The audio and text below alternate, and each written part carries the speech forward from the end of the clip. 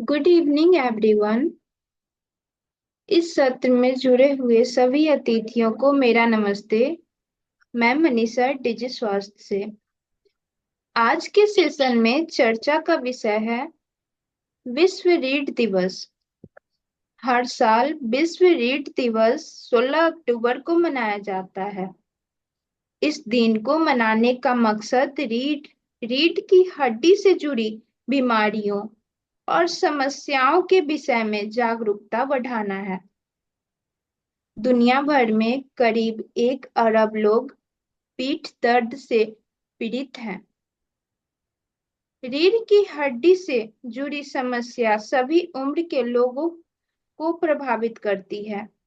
तो आइए रीढ़ की हड्डी से जुड़ी समस्याओं के कारण, लक्षण, प्रकार और निवारण को विस्तार से जानते हैं डॉक्टर भूमेश सिंह धतवल सर से। सर जनरल फिजिशियन हैं, एमबीबीएस हैं, एमडी हैं और पुणे महाराष्ट्र में कार्यरत हैं। और आप लोग इस सेशन में जुड़े, यह हमारे लिए गर्व की बात है। आपके मन में जो भी प्रश्न आए, आप सत्र के लास्ट में सर से पूछ सकते हैं। मैं आमंत्रित करती हूँ सर को। आप आइए और रीढ़ की हड्डी से जुड़ी समस्याओं पे अपने मूल्यवान जानकारी को साझा कीजिए। Welcome sir.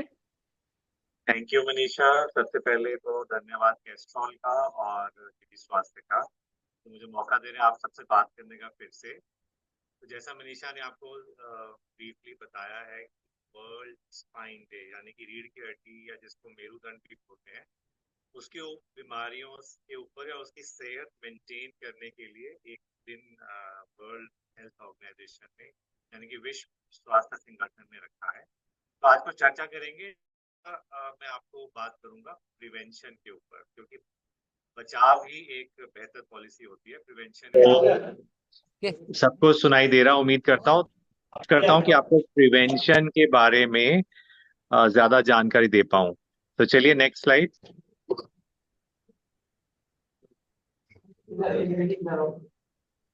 तो जैसा आपको अभी भी बता चुके हैं, आप एक फोटो देख रहे हैं, ये एक रीढ़ मैं की सुनता हूँ हड्डी आवाज का। ना सर जी, आवाज ना रही। हेलो। Yes sir. मैं रिक्वेस्ट करूंगा कि अपने बाकी लोग माइक म्यूट कर दें, तो शायद बढ़ जाएगा मेरी आवाज का लेवल। और जो भी क्वेश्चन है वो कृपया करके अपने पास रखें, एंड में मेरे से पूछ लें। आई होप दैट्स रिक्वेस्ट, एक मेरी तरफ से रिक्वेस्ट है। और जैसा कि आप देख रहे हैं फोटो में, आपको एक रीढ़ की हड्डी का चित्र दिखाई दे रहा है।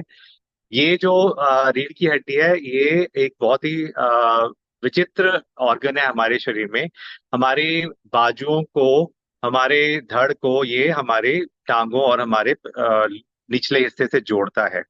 रीढ़ की हड्डी की वजह से ही हम हाथों से काम करने लायक बन पाते हैं, क्योंकि रीढ़ की हड्डी की वजह से ही हमारे बाजुएं फ्री हुई हैं। आप देखें बाकी जानवरों में ऐसा नहीं है, लेकिन हमारे पास ये एक क्षमता है रीढ़ की हड्डी की वजह से कि हम लोग अपने हाथों से काम कर सकते हैं। और रीढ़ की हड्डी एक ऐसा एक सिंगल हड्डी नहीं है। इसमें करीबन 33 ऐसे टुकड़े होते हैं जिनको वर्टिब्रा बोलते हैं। ठीक है। तो इन वर्टिब्रा के साथ साथ मांसपेशियां होती हैं, कुछ मज्जा होती है, कुछ लिगामेंट्स होते हैं जो इस पूरे कॉलम को स्ट्रांग रखते हैं। ये एक मल्टी स्टोरी बिल्डिंग की तरह होता है, एक के ऊपर एक स्टैक्ड, जिसकी वजह से हम लोग अपने सीधा खड़ा हो सकते हैं और अपने हाथों से आसानी से काम कर सकते हैं। तो ये बहुत ही महत्वपूर्ण ऑर्गन है। इसी के थ्रू, इसी के अंदर बीचों बीच एक नाली होती है जिसके अंदर से बहुत सारी नसें भी निकलती हैं। तो जितना रीढ़ की हड्डी का स्वास्थ्य अच्छा रहेगा, उतना ही प्राणी स्वस्थ रहेगा। ये हमारे पुराने लोगों ने भी कहा है कि जिसकी स्पाइनल कॉर्ड जितनी फ्लेक्सिबल होती है, उसमें उतना ही लचीलापन होने की वजह से उतनी उसकी सेहत अच्छी होती है। तो अगला स्लाइड प्लीज। रीढ़ की हड्डी के बारे में कुछ खास बातें हैं कि रीढ़ की हड्डी जिसे क्षैरुक स्तंभ भी कहा जाता है, ये बहुत गूढ़ मीनिंग हो जाएगा, शरीर के कई हिस्सों को जोड़ती है, जैसे मैंने बताया है। बैठने में, खड़े होने में, चलने में, झुकने में और मुड़ने में हमारी मदद करती है। आप ये देखें कि एक जो इसका पीस है जिसको हम वर्टिब्रा बोलते हैं, वो ऊपरले पीस से और निचले से जुड़ा होता है कम से कम 6 जगहों से। 6 जॉइंट होते हैं एक उसके अंदर, ठीक है। और उसी की वजह से रीढ़ की हड्डी में हमारे में क्षमता होती है, जो सब मैंने बोला है, झुकना, मुड़ना। ये अकेली एक ऐसी हड्डी है जो हमको ऑलमोस्ट 180 डिग्री से ज्यादा मुड़ने में मदद करती है, साइड बेंड में मदद करती है, आगे झुकने में मदद करती है। रीढ़ की हड्डी के स्वास्थ्य पर ध्यान न देने से रीढ़ की हड्डी क्षतिग्रस्त हो सकती है, जो बिल्कुल सही कथन है। रीढ़ की हड्डी से जुड़े कुछ आम समस्याएं, पीठ का दर्द, जो आप में से कई लोगों ने महसूस किया होगा, गर्दन में दर्द होना, ये भी कई लोगों ने महसूस किया होगा, और अन्य बीमारियां होती हैं। रीढ़ की हड्डी के विकारों का जल्दी पता लगाना और इलाज करना बंद होता है, नहीं तो फिर हमको लंबे समय तक इसके साथ जूझना पड़ता है। Next slide please. आप देखिए फोटो में आपको दिखाया गया है रीढ़ की हड्डी, हमारा जो सर है उसके वजन को सहती है। हमारे सर का वजन कम से कम 5.5 6 किलो होता है। उसके नीचे 7 हमारे जो गर्दन की हड्डियां होती हैं, इनको सर्वाइकल वर्टिब्रा बोलते हैं, और आप लोगों ने सुना होगा सर्वाइकल स्पॉन्डाइलोसिस हो गया है मुझे। उसके नीचे हमारा जो अस्थि पिंजर होता है जिसमें फेफड़े और दिल होता है, उसके वर्टिब्रा आते हैं। उसके नीचे हमारी कमर का हिस्सा आता है, और सबसे नीचे हमारी पेल्विस जिसको बोलते हैं, उसके साथ जुड़ा होता है। तो विस्तार हमारे सर से लेके हमारी टांगों तक होता है। उसी के अंदर जो नाली है उसके अंदर स्पाइनल कॉर्ड होती है, जो बहुत ही नरम नाजुक एक नसों का क्या बोलना चाहिए, एक कलेक्शन है। जो दिमाग से नसें निकलती हैं वो हमारे पूरे शरीर में जाती हैं। तो ये इसका रीढ़ का हड्डी का आपको ब्रीफली परिचय है। हर एक हड्डी के बीच में एक वर्टिब्रल डिस्क होती है, जिसको हम कहते हैं ना डिस्क प्रोलैप्स हो गई है, हमारा डिस्क खिसक गया है, आमतौर पर हम लोग सुनते हैं मेरी डिस्क रप्चर हो गई है। वो जो डिस्क है उसका रोल होता है एक गद्दे की तरह एक रीढ़ की हड्डी को दूसरे रीढ़ की हड्डी से दूर रखना और लचीलापन देना। और अ, उसी डिस्क की वजह से हमको बहुत मोबिलिटी, हमको बहुत हिलने जुलने की क्षमता मिल जाती है। आगे चलें प्लीज। संरचना जैसे अभी बताया मैंने, इसकी 7 कोशिकाएं मिलकर गर्दन की हड्डियां बनाती हैं। 12 कोशिकाएं मिलकर पिंजरे, जो हमारी छाती का हिस्सा है जिसको थोरैक्स भी बोलते हैं, वहां होती हैं। अगली 5 जो हड्डियां हैं वो जुड़कर हमारी लंबर स्पाइन, लंबर स्पॉन्डाइलोसिस कई लोगों ने सुना होगा, मेरी लंबर डिस्क में खिसक खिसक गया है, लंबर डिस्क में प्रॉब्लम होगी, वो होता है। और उसके बाद जो बची हड्डियां उसको सैक्रम बोलते हैं, जो जुड़ी होती हैं एक दूसरे से। और बीचों बीच जैसे पहले भी बताया है स्पाइनल कॉर्ड हमारी चलती है। आगे चलें प्लीज। ये फोटो में आपको दिखाया जा रहा है, जो पहला फोटो है लेफ्ट साइड में बाईं तरफ, वो दिखाया जा रहा है कि रीढ़ की हड्डी सामने से अगर मेरे यहाँ से देखेंगे तो कैसी नजर आती है। तो सामने से हर एक हड्डी को जोड़ता हुआ एक एंटीरियर लिगामेंट होता है। लिगामेंट आपने सुना होगा कि घुटने का लिगामेंट खराब हो गया, पैर का लिगामेंट खराब हो गया, उसी तरीके से रीढ़ की हड्डी में भी लिगामेंट होता है, जो एक हड्डी को दूसरी हड्डी से जोड़ता है। अब बीच वाला जो दृश्य है वो दिखा रहे हैं, उसको साइड से कैसे नजर आता है।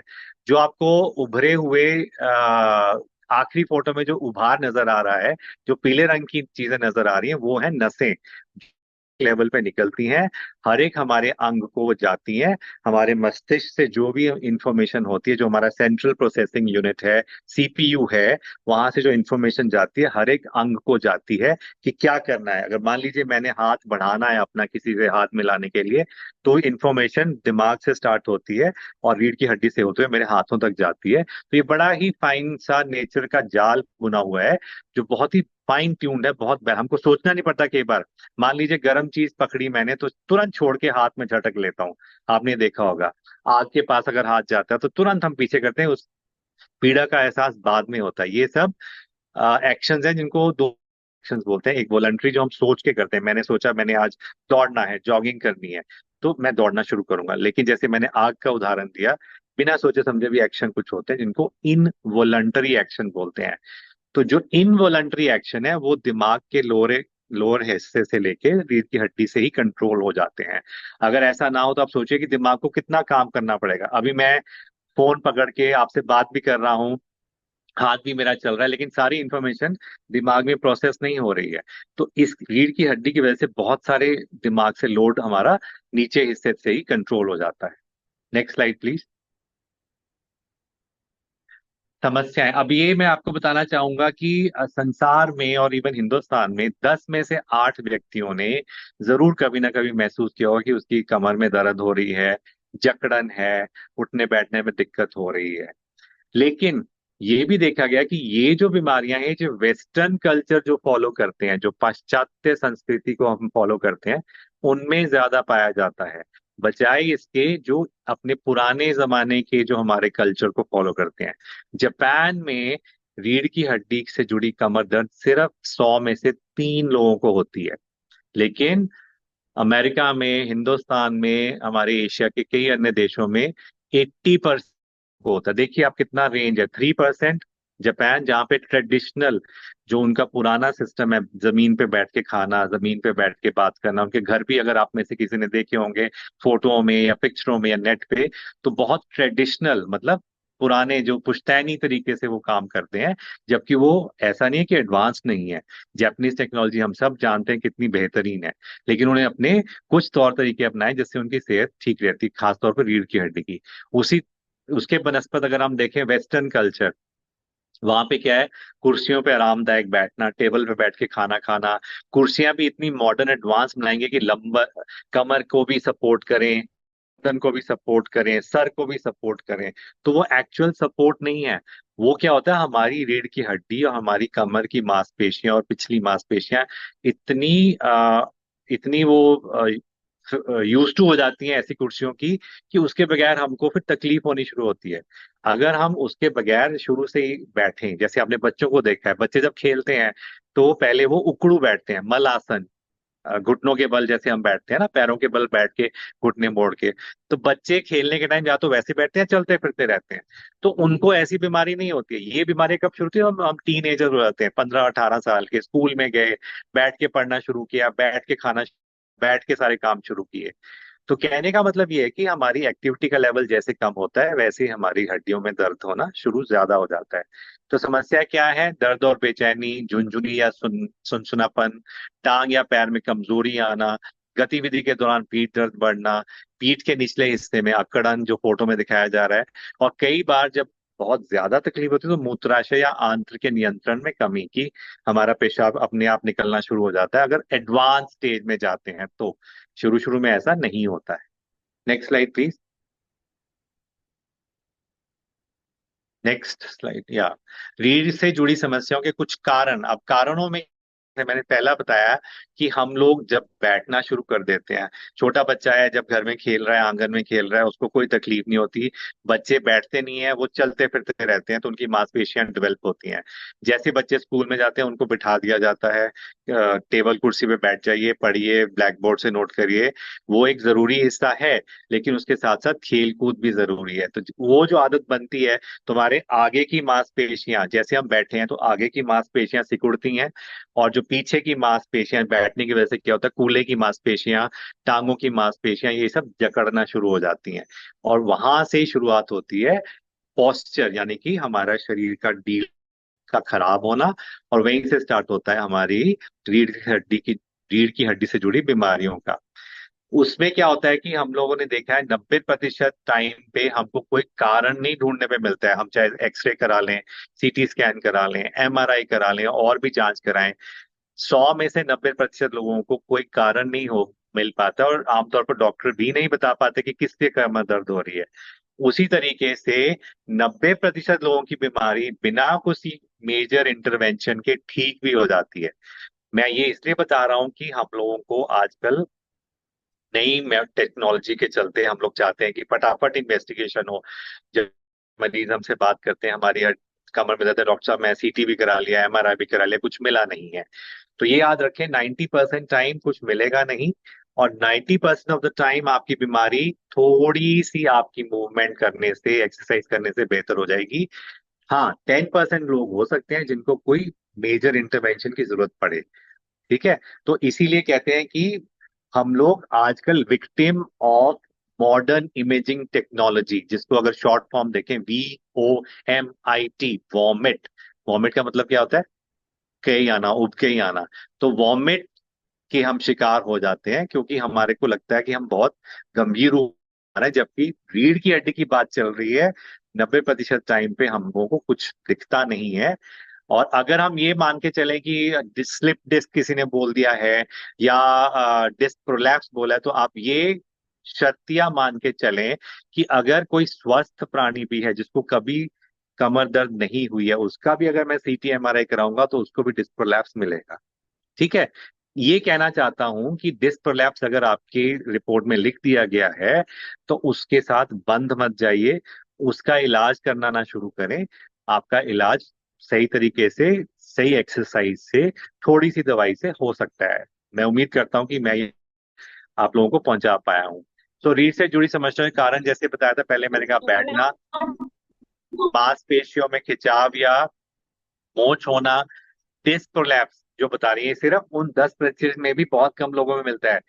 ये देखा गया है, अगर फिगर मैं सही बोल पा रहा हूँ तो 2% लोग ही हैं जिनको हर्निएटेड डिस्क की वजह से कोई प्रॉब्लम होती होगी, 100 में से सिर्फ 2 लोगों को। जबकि आपके अगर आप सीटी कराएंगे आपको वो फाइंडिंग मिल जाएगी।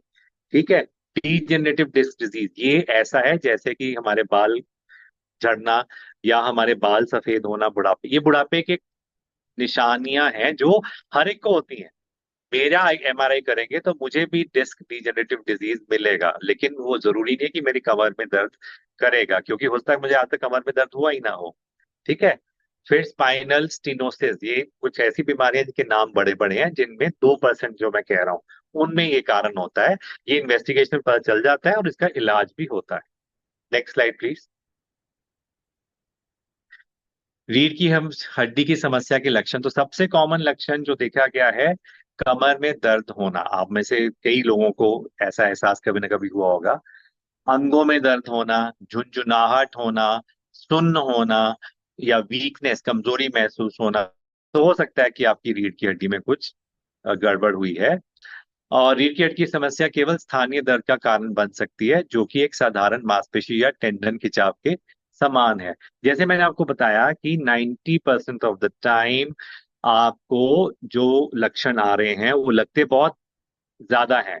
अभी दर्द का जो एहसास है वो हर एक इंसान में अलग अलग होता है, आप ये मेरे से एग्री करेंगे।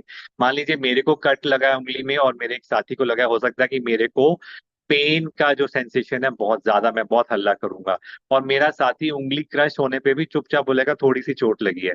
ये आप लोगों ने भी देखा होगा। तो पेन का जो परसेप्शन क्योंकि इंसानों में अलग अलग होता है, तो उसी तरीके से उनका दर्द का इजहार करना भी अलग अलग होता है। और उसी हिसाब से फिर उनको इलाज भी उसी तरीके से किया जाता है। ठीक है। दर्द होती है जरूर, लेकिन वो इतना बड़ा उसका कारण नहीं है। जैसे मैं आपको, आई होप मैं समझा पा रहा हूँ कि रीढ़ की हड्डी में ऐसा कोई बड़ा नुकसान नहीं होगा। हाँ, दर्द का इलाज हम करेंगे, लेकिन उसमें कुछ ढूंढने पे मिलेगा नहीं 90% समय में। आप ये मान के चलिए कि रीढ़ की हड्डी की दर्द ऐसी है जो एक जुकाम की तरह है। जुकाम होता है, थोड़ा अनप्लेजेंट होता है, लेकिन कुछ समय में थोड़ी सी दवाई, थोड़े आराम से ठीक हो जाता है। उसी तरीके से लो बैक एक जो कॉमन है, उसको जुकाम की तरह मानना चाहिए। मैं उसको इसलिए प्ले डाउन कर रहा हूँ क्योंकि उसमें जैसे मैंने पहले बताया है, साइंटिफिक फिगर्स कहते हैं 90% ऑफ द टाइम कुछ नहीं मिलता है। थोड़ा आराम, थोड़ा व्यायाम और थोड़ी दवाई से वो बिल्कुल ठीक हो सकता है। उसको बड़ा गंभीर रूप नहीं देना चाहिए, ना ही उसको गंभीर रूप से सोचना चाहिए। Next slide please. पेट से जुड़ी समस्याओं के कुछ उपचार। अब जब उपचार की बात करें तो पहले मैं दोबारा से वही बात बोलना चाहूंगा कि जब भी हम उपचार ढूंढते हैं तो सबसे बड़ा उपचार ढूंढने का हमारा तरीका है पेशेंट से बात करना। वो क्या काम करता है, किस तरह से काम करता है डेली, उसकी रीढ़ की हड्डी में जो भी तकलीफ हुई है वो कैसे शुरू हुई है। उसके साथ साथ फिर हम लोग डिपेंडिंग ऑन दैट, उसके जो वो हमको बताता है उसके ही ऊपर से फिर हम आगे उपचार करते हैं। और ज्यादातर लोगों में सिर्फ इतने से ही उपचार शुरू हो जाता है, फिजिकल एक्सरसाइज से और साथ में थोड़ी सी दवाई, थोड़ा सा आराम से आपको इलाज मिल जाता है। जो बचे 10% लोग, उनमें फिर हमको थोड़ा सा इंटेंसिव इन्वेस्टिगेशन करना पड़ता है। हमको इमेजिंग यानी कि एक्सरे या सीटी स्कैन करना पड़ता है, और फिर उसके बाद हम लोग ढूंढते हैं कारण क्या है। उनमें से भी सिर्फ कुछ लोगों को एक्चुअल ऐसा कारण मिलता है जिसमें हम ये इंटरवेंशन करनी पड़ती है या किसी सर्जन के पास, ऑर्थोपेडिक सर्जन के पास भेजना पड़ता है कि इसका अभी कारण का इलाज किया जाए। तो उम्मीद करता हूँ कि आप समझ गए हैं कि हमको दर्द के टाइम पे क्या हमको सोचना है, कैसे उसको हमने सोचना है, और कैसे हमने डॉक्टर साहब को बताना है कि हमको दर्द तो हो रही है, लेकिन हमारा काम क्या करते हैं, हम लोग किस तरीके से काम करते हैं, हमारा डेस्क जॉब है या हमारा नीचे बैठ के जैसे रिपेयर का काम है, या खड़े होके ज्यादा काम करते हैं, क्योंकि ये सारे होते हैं जो कि हमारी रीढ़ की हड्डी को अफेक्ट करते हैं। हम लोग आदतन, जैसे अगर मैं राइट हैंडेड हूँ तो राइट हैंड से ये सारा काम करूंगा, राइट हैंड साइड से ही बैठूंगा, तो हमारी एक तरफ की मांसपेशियां ज्यादा एक्टिव हो जाती हैं दूसरी तरफ की मांसपेशियों से। तो वो भी कारण बनते हैं थोड़ी छोटी मोटी दर्द की जो हमको परेशान करती है। सो उपचार क्या होता है? आहार में सुधार। जैसे अगर हम हेल्दी डाइट लेंगे, जो हमारे घर में खाना बनता है वो हेल्दी होता है, उसमें दाल चावल सब्जी होती है। जो मांसाहारी हैं उनको मांस अगर खाते हैं तो वो भी एक हेल्दी डाइट का ही हिस्सा बन जाता है। व्यायाम, इस पे मैं बहुत स्ट्रेस करना चाहूंगा। एक्सरसाइज बहुत जरूरी है। आप जो भी एक्सरसाइज करें, चाहे आप वॉकिंग करें, आप जॉगिंग करें, रनिंग करें, आप योग अभ्यास करें, या आप जिम में जाएं, ये बहुत इम्पोर्टेंट है आपकी मांसपेशियों को स्ट्रांग रखने का। और जब मांसपेशियां स्ट्रांग रहेंगी तो आपकी हड्डियां भी स्ट्रांग रहेंगी, और आपकी दर्द धीरे धीरे अगर हो भी रही है तो स्वतः धीरे धीरे चली जाएगी। ये एक मिथ है कि अगर आपकी कमर में दर्द है तो आराम करें। आराम शुरू के 1-2 दिन में सही है, उसके बाद जितना आप चलना शुरू करेंगे, पहले धीरे धीरे, फिर थोड़ा तेज ब्रिस्क वॉक करेंगे, उतनी जल्दी आप पाएंगे कि आपको कमर दर्द में आराम आ रहा है। दूसरी बात व्यायाम की ये है कि जैसे आप बैठ के, अगर ज्यादा आपका डेस्क जॉब है, तो एक सिंपल सा रूल है, हर एक 20 मिनट में अगर बैठे हैं तो कम से कम 20 सेकंड खड़े हो जाएं, अपने हाथ पैर और टांगे हिला लें, या एक में कम से कम 1 मिनट थोड़ा सा अपने टेबल के आसपास ही चक्कर मार लें, थोड़ा 2 कदम टहल लें। अगर आप बैठ के नीचे अपना काम कर रहे हैं, मैकेनिक हैं, रिपेयरिंग कर रहे हैं, तो हर 1 घंटे में खड़े हो जाएं, अपने हाथ सर के ऊपर लेके जाएं, थोड़ा सा हाथों को हिलाएं, थोड़ा टांगों को हिलाएं, और फिर अपना काम चालू रखें। ये बहुत जरूरी है, नहीं तो बैठे बैठे फिर होता है वर्क रिलेटेड मस्कुलोस्केलेटल डिसऑर्डर, जिससे फिर कमर दर्द होती है, फिर जिससे आपकी अपर की ऊपर की दर्द, पीठ में दर्द होता है। तो ये सारी चीजें होती हैं। ठीक है। फिर हमको उपचार में कई बार दवाइयों का इस्तेमाल करना पड़ता है, कई बार फिजियोथेरेपी भी करनी पड़ती है, और बहुत रेयरली हमको करनी पड़ती है। Next slide please. रोकथाम के उपाय मैं फिर से स्ट्रेस करूंगा, at the cost of repetition, बार बार बोलूंगा, एक्सरसाइज। हम लोग जब भी बिजी होते हैं, सबसे पहली चीज जो हम अपने जीवन से काटते हैं वो होता है एक्सरसाइज की। समय नहीं है, आज थोड़ा लेट सो लो, एक्सरसाइज हटा दीजिए। ठीक है, समय नहीं है, बिजी हैं अपने काम में, शाम को घर आए, बैठ गए, टीवी ऑन किया, खाना खाया, लेट गए। ये एक ऐसी दिनचर्या बन जाती है जिसमें हमारी मांसपेशियां ढलना शुरू होती हैं, फिर हम कमजोरी महसूस करते हैं, दर्द शुरू होती है, फिर हम गोलियों की तरफ झुकाव करते हैं। गोलियां पहले तो ओवर द काउंटर मेडिसिन लेते हैं, फिर धीरे धीरे ओपियोइड दवाइयां मिलनी शुरू होती हैं, और फिर ओपियोइड दवाइयों के साथ साथ हमको दवाइयों का लत लग जाती है।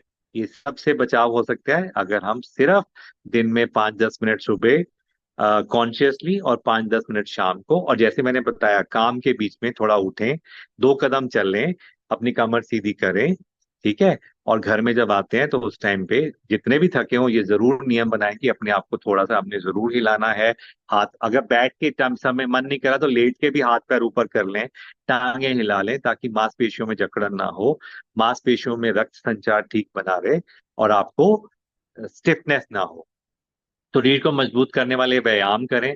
व्यायाम कोई भी हो सकता है, जिमिंग हो सकती है, आप ब्रिस्क वॉकिंग करना चाहें वो हो सकती है, आप कमरे के अंदर ही अगर योग अभ्यास करना चाहते हैं वो हो सकता है।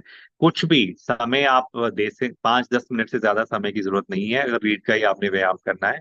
बैठते और लेटते समय अपना पोस्चर सही रखें। पोस्चर क्या होता है? जो जिस खड़े होने का हाव भाव, बैठने का हाव भाव। अगर हम खड़े हैं तो दोनों पैरों पे खड़े हों, कहते हैं ना, डेढ़ टांग पे ना खड़े हों, एक टांग पे ज्यादा वजन देके नहीं खड़े होना चाहिए। बैठे हैं तो सिमेट्रिकल होके बैठ कोशिश करें, हर घंटे में उठें, अपना पोस्चर चेंज करें, और फिर दोबारा बैठें। मोबाइल या लैपटॉप पर लंबे समय की पोजीशन में ना बैठें। कई बार क्या होता है कि हम इतने मगन हो जाते हैं, हमको ध्यान ही नहीं रहता, और फिर दर्द शुरू हो जाती है। भारी वस्तु उठाते समय सबसे पहले तो हमने जमीन पे बैठना है पैरों के बल, और फिर उस वजू को, उस चीज को उठाना है। जैसे बच्चे, जब आप बच्चों को नोटिस करें, जब वो कोई चीज उठाते हैं पहले वो बैठते हैं और फिर उठाते हैं। हम क्या करते हैं, जैसे बड़े होते हैं हम झुकना शुरू करते हैं, और झुकते हैं कमर से, और फिर तकलीफ शुरू होती है। अगर झुकना है तो झुकने की प्रैक्टिस कूल्हे के जोर से करना है। अगर वो मुश्किल लगता है तो पहले बैठें और फिर वो भारी वजन को उठाएं। शरीर का वजन नियंत्रित रखें, एक्सरसाइज करेंगे, प्रॉपर डाइट लेंगे, तो वजन अपने आप कम होगा। सुरक्षा अभ्यासों का पालन करें, जैसे बताया है कि कुछ बैठना है, कुछ उठाना है, तो सही सही तरीके से उठाएं।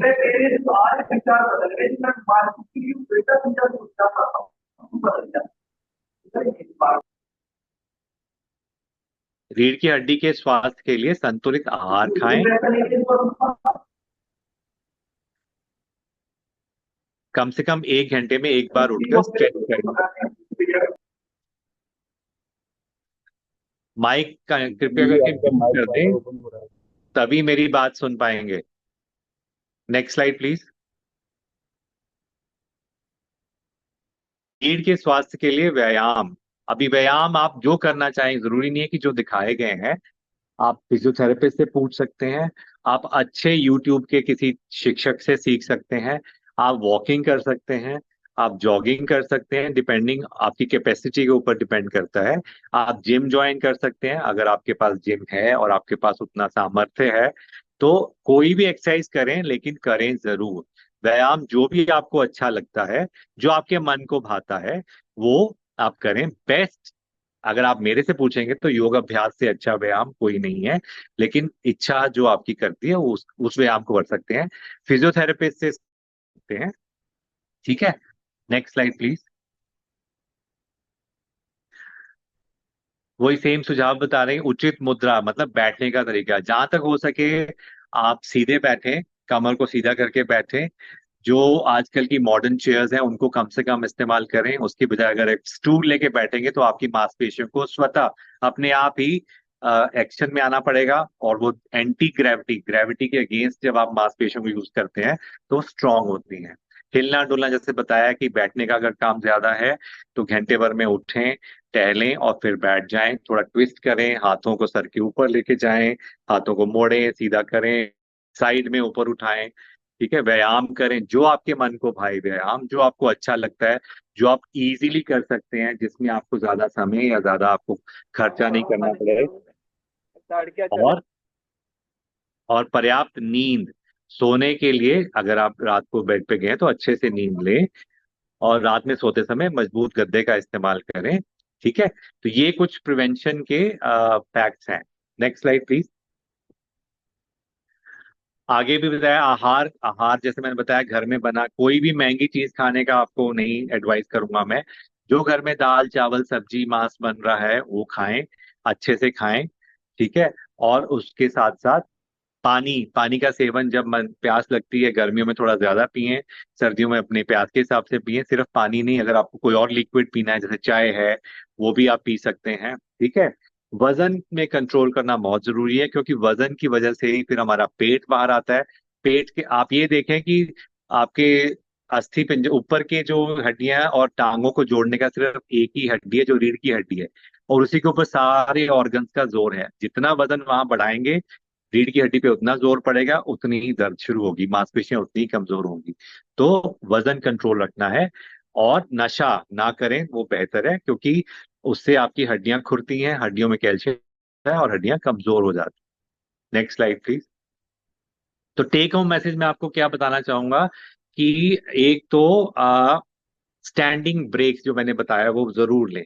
आप जहां पे भी काम कर रहे हैं उसमें 1 घंटे में कम से कम 1 मिनट के लिए उठें, थोड़ा टहलें, 4 कदम चल के वापस आके फिर अपना काम शुरू करें, ब्रेक ले लें। दूसरी बात है कि अपने हाथ साइड में उठाएं, ऊपर उठाएं, अपने घुटने सीधे करें, ग्रेविटी के अगेंस्ट घुटना चेयर पे बैठे बैठे सीधा करें। उसके उससे क्या होता है, आपकी टांगों की मसल्स एक्टिव हो जाती हैं, रीढ़ की हड्डी को भी मैसेज मिलता है कि हाँ बंदा एक्टिव है।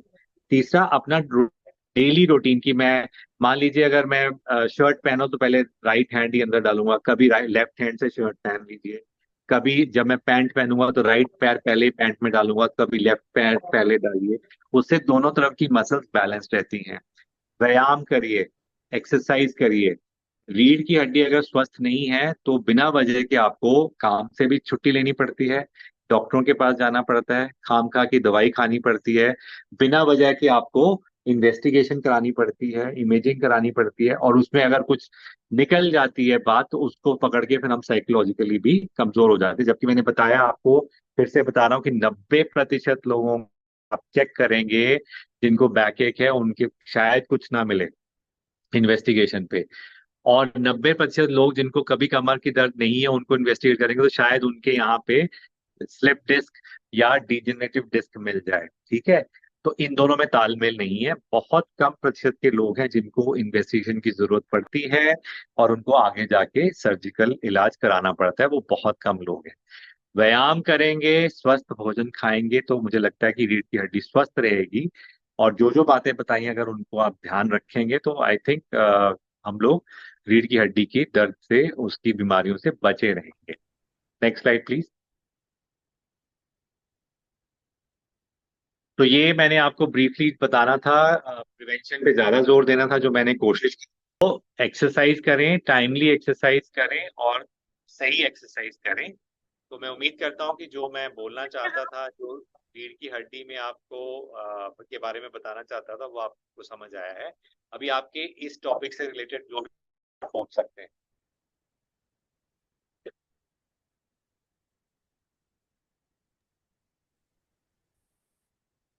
जो भी भाई आज जुड़े हुए हैं आज के पहले आदमी, तो बैग से संबंधित जैसा कि सर ने बहुत सारी चीजों के बारे में आपको विस्तार सर आवाज क्लियर नहीं हो रहा। मेरी आवाज आ रही है क्या हेलो, क्लियर? हाँ जी जी। आवाज क्लियर नहीं आ रही जी। हाँ, आपका अगर बैग से संबंधित कोई भी क्वेश्चन है तो यहाँ पर आप रख सकते हैं। कमर से संबंधित आपका कोई दर्द से संबंधित कोई जॉइंट पेन वगैरह ऐसा कमर के में रहता है तो उससे संबंधित कोई भी क्वेश्चन है तो वो रख सकते हैं आप जो है। सर मेरी कमर दर्द करती है। आकाश सहरवार जी, आपका क्वेश्चन है? जी। हाँ जी, पूछ सकते हैं, रख सकते हैं आप क्वेश्चन अपना। बोलिए, मेरी मैं देर सुन रहा बैठने हूँ। के बाद में जी बोलिए, ये सुन रहा हूँ। कमर दर्द करती है। आपकी उम्र कितनी है? लगभग 18 साल। हाँ, तो आपको जो मैं ये लेक्चर सुना आपने पूरा जो मैंने बताया? जी। आप क्या काम क्या करते हैं? मैकेनिक का। हाँ, तो आपको जो मैंने बताया है वो एक्सरसाइज शुरू करें, और जैसे बताया 1 घंटे में ब्रेक लें, थोड़ा सा सुबह शाम व्यायाम शुरू करें, और फिर उसके बाद हफ्ता भर ऐसा करके देखें, हमारे साथ जुड़ें, आपका इलाज करेंगे फिर।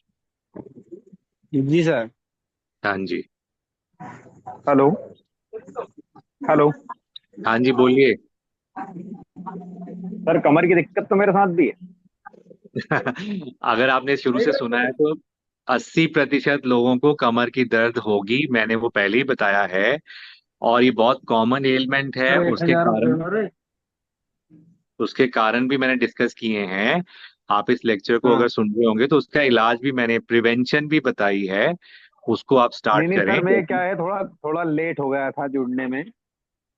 कोई बात नहीं। आप अलग से जब भी कैंप लगता है या आज आज या कल अपने सुपरवाइजर के थ्रू हमसे जुड़े, हम आपको फिर डिटेल में बता देंगे। ठीक है। हाँ जी। ठीक है सर, हमारे खूब समझ में आया। हेलो। Hello sir. हाँ, बोलिए बोलिए। मैं ये कह रहा हूँ सर, सिर में दर्द बहुत हैं? सर हमें दर्द की रीढ़ हाँ गड्डी की जी। बात है। नहीं नहीं नहीं नहीं, आप पेन की बात किया आपने। जिनके सर में दर्द है वो भी सुन लें कि सर में दर्द के बहुत सारे कारण होते हैं, ब्लड प्रेशर और अन्य कारण है, तो उसके लिए आपको हमसे अलग से जुड़ना पड़ेगा, कुछ टेस्ट होंगे आपके, और फिर हम उसका इलाज कर पाएंगे। अगर दर्द बहुत ज्यादा है इस वक्त, एक पैरासिटामोल की गोली खा लीजिए, आपको आराम मिल जाएगा। कल आप हमारे डिजिटल स्वास्थ्य के किसी भी सेंटर से जुड़ जाइए, फिर आपसे बात कर लेंगे। Okay sir. Hello sir. हाँ जी, हेलो, बोलिए। सर मैं बैठता हूँ या 10-15 मिनट आधे घंटे बैठ जाता हूँ सर, पर उठता हूँ ना काम करने के बाद तो सर कमर दर्द करती है। बैठने में नहीं करती, उठने में करती है सर। हाँ, कोई बात नहीं, मांसपेशियां कमजोर हो रही हैं, उसके लिए एक्सरसाइज करिए। फिजियोथेरेपिस्ट हमारे साथ हैं डिजिटल स्वास्थ्य में बहुत सारे, उनसे एक बार अपॉइंटमेंट ले लीजिए, वही आपको ज्यादा मदद करेगा। ये कॉमन है कोई घबराने की जरूरत नहीं है, इसमें कोई बड़ी बीमारी नहीं है। आप क्या काम करते हैं, मैकेनिक है क्या है? हाँ सर, मैकेनिक हूँ। हाँ, तो कोई घबराने की बात नहीं है, मांसपेशियों को बस स्ट्रॉन्ग करने की जरूरत है, ठीक है। स्टोन सर वो योगा वोगा बहुत कर ले सर, दौड़ मोड़ लगा ले, कुछ नहीं होता सर, हाथ तेरे पतले पड़ गए। अच्छा, फिर आप एक काम करिएगा, जब कैंप अपने सुपरवाइजर के थ्रू डिजी स्वास्थ्य से जुड़िए, कुछ अगर आपने टेस्ट करवाए हैं तो वो उसको फॉरवर्ड करिएगा, फिर आपको डॉक्टरी सलाह दे देंगे। ठीक है सर। हेलो हाँ जी, हेलो। सर। मैं जब रात को सोता हूँ ना सर, तो जब जी, सुबह उठता हूँ ना तो मेरी सर के नीचे जो गर्दन के पास में दर्द होता है। ओके, ठीक है। की एज कितनी है? मेरी सर 49 साल है। 49, 49 ईयर्स, ठीक है। और आपका पूछ सकता हूँ क्या काम क्या करते हैं? मैं सर मैकेनिक हूँ। आप भी मैकेनिक हैं, ठीक है। कभी आपने जांच करवाई है? नहीं सर, मैंने जांच नहीं करवाई। अच्छा, ठीक है। और आपका वजन नियंत्रित है या थोड़ा ज्यादा है? 75 किलो है सर मेरा वजन। अच्छा, ठीक है। तो आपने कुछ एक्सरसाइज वगैरह फिजियोथेरेपी ट्राई किया है? एक्सरसाइज तो मैंने कोई ट्राई नहीं किया। ये है कि जब सुबह सुबह दर्द होता है तो थोड़ा गर्दन को इधर उधर हिला के, मतलब मैंने किसी से सलाह नहीं ली। हाँ, कोई बात नहीं। उसके बाद क्या लगता है जब हिला लेते हैं गर्दन को तो? तो 15-20 मिनट के बाद में फिर मेरे को आराम लगता है। पीछे सर को बिल्कुल पीछे कर लेता हूँ मैं, फिर वो हम्म। मुझको आराम लगता है। मैं जमीन पर ही देखिए, सोता हूँ सर। देखिए, आपने खुद ही जवाब दे दिया। आप मूवमेंट करते हैं तो आपकी दर्द कम हो जाती है। ये बहुत कॉमन है, क्योंकि मांसपेशियां कमजोर हो रही हैं, इसलिए ये होता है। आप एक्सरसाइज करें, अगर आप खुद करना चाहते हैं, अगर आपको सही तरीके से आती है तो खुद कर लीजिए, वरना किसी एक्सपर्ट की सलाह ले सकते हैं, जो भी आपके घर के पास हो, कोई फिजियोथेरेपिस्ट हो या कोई और पीटी टीचर हो। और वॉकिंग, ब्रिस्क वॉकिंग से भी आपको मदद मिलेगी, ठीक है। जी जी। जी सर। हाँ जी। और कोई सवाल किसी का? इतनी देर से सुन रहे हैं सर, सही है सर। ठीक है, तो हेलो। करता हूँ, आप लोगों को जो भी बताया है वो समझ आ गया। अगर किसी के और सवाल हैं, जो स्पेसिफिक क्वेश्चन है, तो वो हमसे कोई अजय सर मेरी मिश्रा बात जी। सुनो। हाँ हेलो। जी, हाँ जी, बताइए बताइए। हेलो। हाँ, बोलिए। बोले कि सर सुबह को ना मेरे ना शरीर शरीर दर्द करता है, सोते ना सुबह को उठने का मन नहीं करता है। क्यों? सुबह को उठने का मन नहीं करता है? ना, शरीर पूरी दर्द करता है। क्या काम करते हैं आप? बाइक का काम करते हैं, मैकेनिक का। ओके, एज कितनी है आपकी? मेरी 18 साल एज है। 18 साल एज है। और आपकी बाकी कोई टेस्ट हुआ है, खून वून की जांच हुई है कभी? मैं टेस्ट उस्ट अभी कुछ भी नहीं करवाई जी।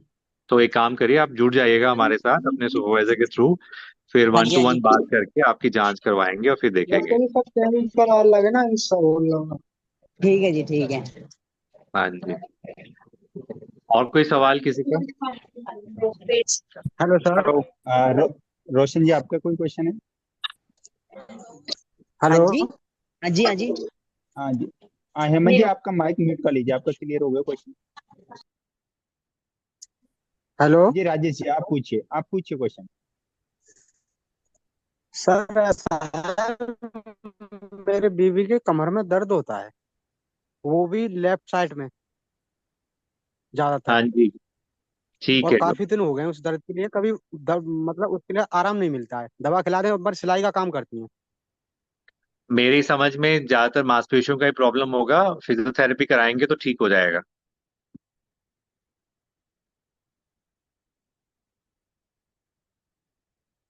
ये कोई अजय मिश्रा जी ने हाथ उठाया है, वो अपना क्वेश्चन पूछ सकते हैं।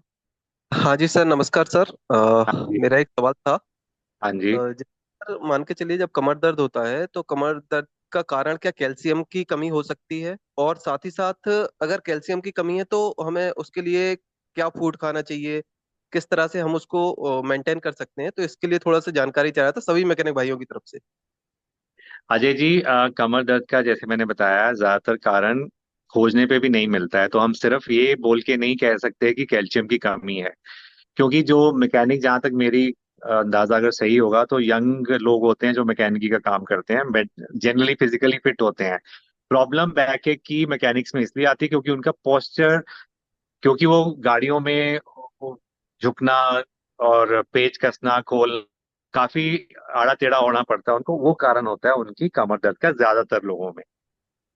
और उसका इलाज भी फिर वही है, जैसे मैंने बताया, टाइम निकालना पड़ेगा आपको, मसल स्ट्रॉन्ग करनी पड़ेगी, स्पेसिफिक ग्रुप की तरफ ध्यान देना पड़ेगा, मसल्स की, जो कमर की मसल्स हैं उनको एक्सरसाइज के साथ ठीक करना पड़ेगा। आप सिर्फ कैल्शियम खा के कमर दर्द ठीक नहीं कर सकते, और ये कहना भी गलत होगा कि सिर्फ कैल्शियम की वजह से ही, की कमी से ही दर्द हो रहा है। जहां तक आपने कहा कि डाइट से कैसे करना है, तो कैल्शियम हमारी नॉर्मल डाइट में, हमारे घर में जहाँ दूध दही हम इस्तेमाल करते हैं, जो मांसाहारी हैं वो मांसपेशियां मतलब मांसाहारी खाना भी खाते हैं, फल फ्रूट खाते हैं, तो नॉर्मल इंडियन डाइट में यंग लोगों में कैल्शियम की कमी नहीं होती है। तो उम्मीद करता हूँ कि आपको कुछ जवाब मिल गया होगा। अगर किसी का थैंक यू। इसके बाद भी, एक्सरसाइज के बाद भी प्रॉब्लम रहता है, तो फिर हम आगे उसकी जांच कर सकते हैं, देख सकते हैं कि क्या कारण है। Okay, thank you sir. हाँ जी। अन्य किसी का क्वेश्चन है? मोहम्मद इसमें शहनाज जी। जी कभी कभी जी ऐसा जी। हो जाता है, जैसे मैं लेटा हूं या वैसे कहीं ज्यादा झटके से जोर लग गए, तो उसमें कमर में इतना दर्द बन जाता है बहुत ज्यादा। तो ऐसा लगता है जैसे डिस्क स्लिप हो गई हो। ठीक है, एक दो आपने बार मैंने मैंने सेट करवाई, एक दो बार चाचा ने बिठाई, ये टांग नाप के देखते हैं, एक छोटी बड़ी लगती है, तो उन्होंने बिठाई, उसके बाद कुछ आराम मिल जाता है, रिलैक्स हो जाता है, लेकिन फिर भी दिक्कत होती है। ठीक है, तो आप जो डिस्क स्लिप कह रहे हैं, जैसे मैंने, अगर आपने शुरू से सुना होगा, उस बंदे को जिसको कभी उम्र में दर्द नहीं हुआ कमर का, तो उसमें डिस्क स्लिप मिल सकती है, और जिसको कमर में दर्द है उसकी डिस्क स्लिप नहीं मिल सकती है। तो हम इस बात को साइड दरकिनार कर देते हैं कि डिस्क स्लिप हो गई है। जहां तक बिठाने का सवाल है, ये हम्म। बहुत कॉमन है हमारी सोसाइटी में, इसके लिए मैं कुछ ज्यादा नहीं बोल सकता हाँ। सर क्योंकि मैं, वॉइस बहुत कम आ रही है, वॉइस स्लो हो रही है वॉइस आपकी। अभी सही आ रही है? जी जी जी, स्लो आ सही रही आ है। रही। ओके। तो जहां तक बिठाने का सवाल है डिस्क का, तो मैं, क्योंकि मैं ट्रेन हूँ मॉडर्न मेडिसिन में, हम लोग इस चीज को ज्यादा बढ़ावा नहीं देते, क्योंकि जो करते हैं उनका एक्सपीरियंस हमको नहीं मालूम कितना है, तो कई बार जी। गड़बड़ भी हो जाती है। और आखिरी जो आपने कहा कि टांग की छोटी, और वो मांसपेशियां जकड़ जाती हैं, एक तरफ की मांसपेशियां, जैसे मैंने कहा हाँ ना, आपको आदत होती है एक ही साइड का हिस्सा हाँ यूज करने की, तो उसकी वजह से थोड़ा जी फर्क आता है। और अगर आप एक्सरसाइज जी। करेंगे, बैलेंस रखेंगे बॉडी को, तो वो कम हो जाएगा हम्म, और धीरे धीरे खत्म हो जाएगा। अच्छा अच्छा। हाँ जी।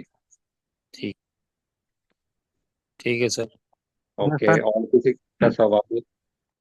शैलेंद्र जी आपका कोई क्वेश्चन है? शैलेंद्र लोधी जी। सर मैं ये बीमारी बीमारी कुछ नहीं बात करना चाहता हूँ, सब इतना बात करना चाहता हूँ क्योंकि अपनी जो भी ट्रेनिंग सुबह टाइम होती है सर। चलिए उसके बारे में आप जो है सर मेरे को पर्सनली कॉल कर लीजिएगा शैलेंद्र जी, ठीक है ना? नहीं नहीं सर, वो वाली बात नहीं है। अभी आप खुद देखिए ना सर, कितने के मेरे मोबाइल में दिख रहे हैं कि 58 लोग जुड़ चुके हैं आप, मतलब इस ट्रेनिंग में। हम्म। तो सर इतने लोग सुबह क्यों नहीं आते? ये बीमारी की समस्या लेके अभी क्यों आ रहे हैं सर? सुबह भी तो जुड़ेंगे सब लोग सर। अपनी मतलब एक इमेज है, जैसे मैं भी दोबारा ट्रेनिंग में जुड़ा हूँ इस टाइम पे। दीपक सर की प्रॉब्लम है कि मतलब दीपक सर ने मुझे दोबारा इस ट्रेनिंग में जोड़ा है। बिल्कुल बिल्कुल शैलेंद्र जी, ये बीमारी से संबंधित हमारा वेबिनार आयोजित किया गया है, नहीं तो नहीं सर, इसमें वो बीमारी से बात तो संबंधित आप हमारे। इसमें सभी लोगों को जी जी। जुड़ा है, पीछे वाले भी जुड़ते हैं। हाँ नहीं नहीं बिल्कुल सर, बिल्कुल सब राइट। जोड़ते हैं। मन मन मैं सुबह टाइम हर किसी का मतलब हर देखता हूँ कितने आदमी जुड़ते हैं कितने नहीं। मगर सर आपकी, आप तो जैसे ट्रेनिंग देते हो, आप तो जितने जुड़े हैं तो उतने आपकी मर्जी, आपकी नहीं जुड़ना है आपकी मर्जी। सॉरी शैलेंद्र जी, माफी चाहूंगा। वो आप जो क्वेश्चन कह रहे हैं वो बिल्कुल मैं समझ पा रहा हूँ। यहाँ एक बीमारी से संबंधित वेबिनार रखा गया है, तो यहाँ पर हमारे पीछे भी जो ट्रेनिंग ले चुके हैं 2-3 बैच पहले के, और हमारे यूपी से भी जुड़े, मध्य प्रदेश से भी, हरियाणा से भी, सभी लोग यहाँ पर जुड़े हुए हैं, और वो बीमारी को लेकर के स्पेशली इस वेबिनार में सम्मिलित हुए हैं, और बैक जी से सर। संबंधित जो भी प्रॉब्लम है उनको।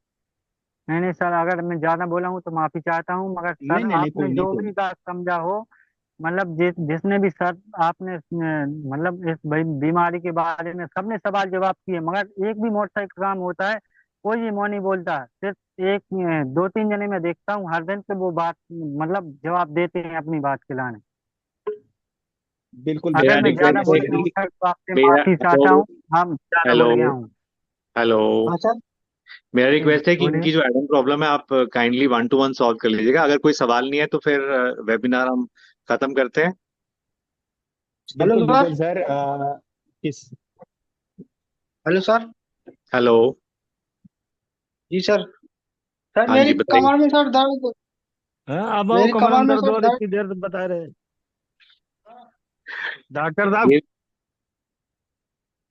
ये सुन रहा हूँ। ये क्या हो गया?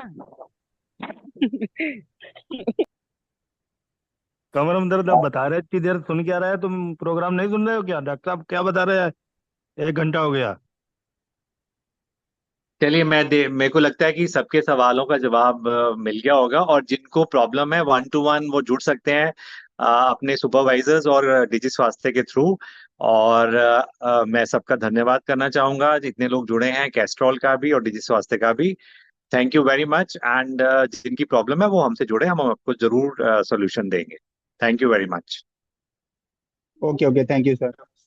अगर आपको कोई भी डिफरेंट क्वेश्चन रहता है तो वो डायरेक्ट जो है आप जो है जिन भी टीमों के माध्यम से आपको जोड़ा गया है तो उनके माध्यम से अपना क्वेश्चन डीजी स्वास्थ्य के माध्यम से कंसल्टेशन कर सकते हैं, बात कर सकते हैं। आप जो है डायरेक्ट आपका कांटेक्ट करा दिया जाएगा। ओके, किसी का भी ठीक, डिफरेंट क्वेश्चन रहता है। ठीक है सर, ठीक है, ठीक है, नमस्कार। चलिए नमस्कार। तो फिर इसी के साथ आज के यही वेबिनार को यहीं पर अंत करते हैं और मिलते रहेंगे नए नए ठीक वेबिनारों है, के साथ। आपके साथ सभी भाइयों के साथ मुलाकात होती रहेगी। चलिए, ओके ठीक है, बाय। ठीक, नमस्कार।